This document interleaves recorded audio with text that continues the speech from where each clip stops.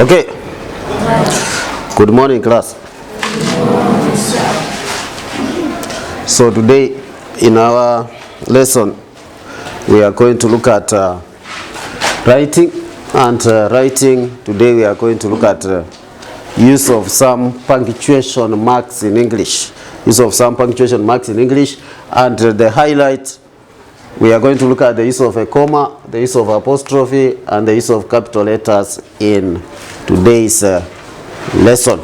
So at the end of the lesson, at the end of today's lesson, we must be able to use a comma in the right way as it is supposed to be used.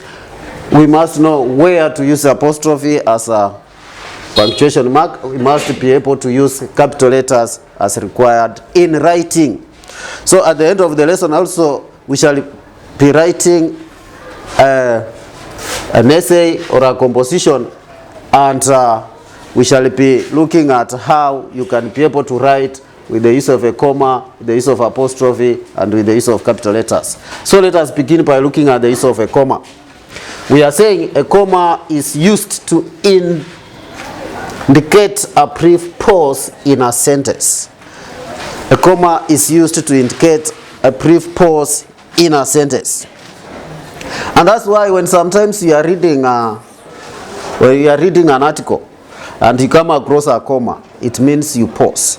And that pause is normally very, very brief. For example, I can use this sentence. We are saying finally. Look at that. Finally, there's that pause. Finally, the scientists came up with a COVID-19 vaccine. So you cannot just say finally the scientists came up. No. You say finally, that brief pause. The scientists came up with the COVID. So that is the main use of a comma, is that it indicates a brief pause in a sentence. Whenever you are writing, whenever you are reading, you must see a comma, how it has been used, and then you be able to pause. For example, in a sentence on page 41, sentence page 41, activity 2.12, there is a sentence there. The first sentence, A, says the learners were asked to carry their pens, bags, shoes, and tablets. You see, there is that pause. The learners were asked to carry their pens, bags, shoes, and tablets. Can you read that sentence, everyone?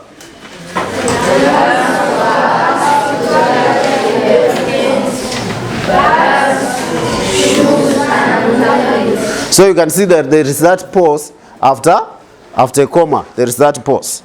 Then we also have other functions of the comma. We say it is used to separate words and phrases in a list. You separate words and phrases in a list. For example, just that sentence you have just read. Then look at that sentence again.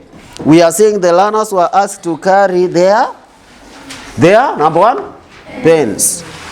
That's an item. The learners were asked to carry their pens. Number two, they were asked to carry their bags. Number three, they were asked to carry their shoes. Then they were also asked to carry their tablets. So you'll see that we are using that comma to separate those items on a list. Items on a list. My mother sent me to buy. Say, my mother sent me to buy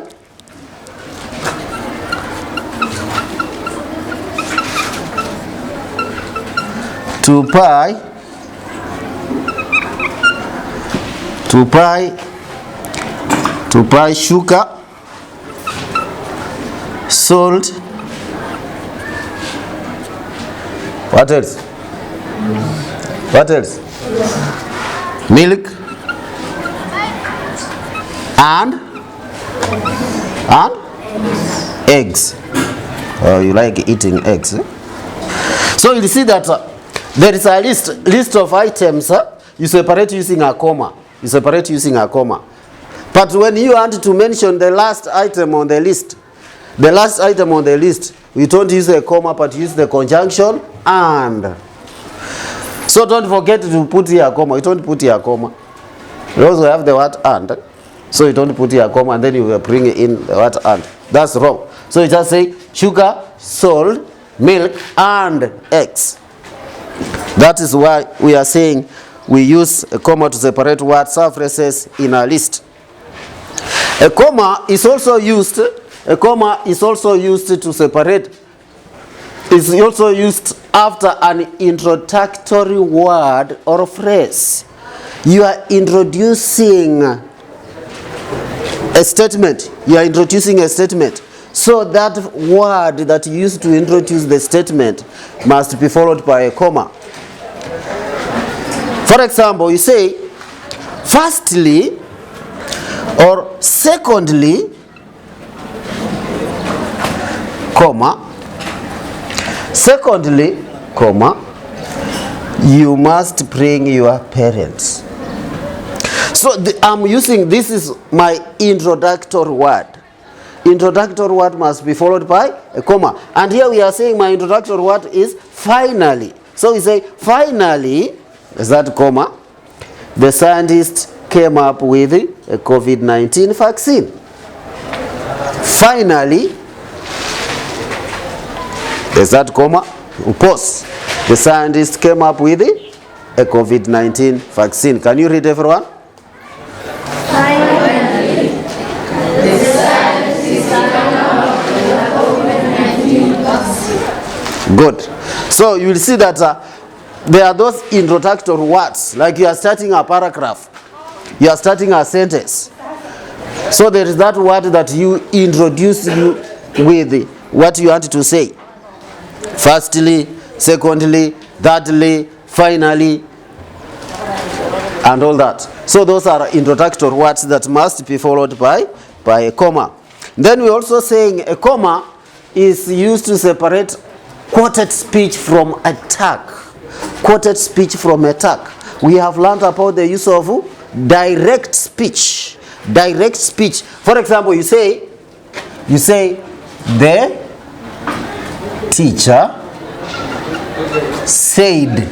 teacher said, comma, what did the teacher say? Opening speech marks. What did the teacher say? Come with your parent tomorrow. Then you close it, put that. Come with your parent tomorrow. So we are saying it separates the quoted speech from attack. So what is the quoted speech? The quoted speech is come with your parent tomorrow. Then what is the attacker? The attacker is the teacher said. So it must be followed by a comma. It must be followed by a comma. So that is why we are saying the teacher said the smartphone is one of the greatest innovation. The teacher said, there's that comma, that is attack. Then the quoted words are, the smartphone is one of the greatest innovation. So we use a comma to separate quoted speech from attack. So you don't forget to use this. If you fail to put here a comma, then it will be very, very wrong. Then we also say it is used to separate clauses and phrases in a sentence. To separate clauses and phrases in a sentence. For example, we are saying, during the school holiday, comma, we visited the vehicle assembly factory. During the school holiday, we visited the vehicle assembly factory. During the school holiday. So, i.e., we say, during a school holiday.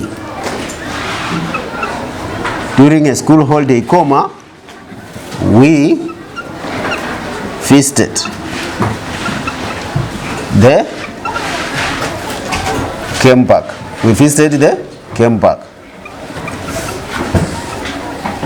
We visited the game park. So here we are saying it is used to separate clause and phrases in a sentence. So this is my clause. And this is my clause. So we are separating. During a school holiday, we visited the camp park. And somebody will say, during the school holiday, we visited the... That's wrong. You must pause. We say the comma main and is used to pause. So as we are pausing, you see that we are separating the clause and the phrase in a sentence. Then lastly, additional information in what you already said. So those are the uses of a comma. And to wind up, we are saying we are looking at a comma. The main use of a comma is to indicate a brief pause in a sentence. That's the main work of a comma. So whenever you are reading, you come across a comma, you have to pause. Then we are looking at other functions of the comma. Is used to separate words and phrases in a list. It is used after an introductory word or a phrase. It is used to separate quoted speech from a tag. It is used to separate clauses and phrases in a sentence. Then lastly, is used to give additional information. So those are the uses of a comma, and I want you to write them down in your exercise book. I want you to write them down in your exercise book before I give you an exercise.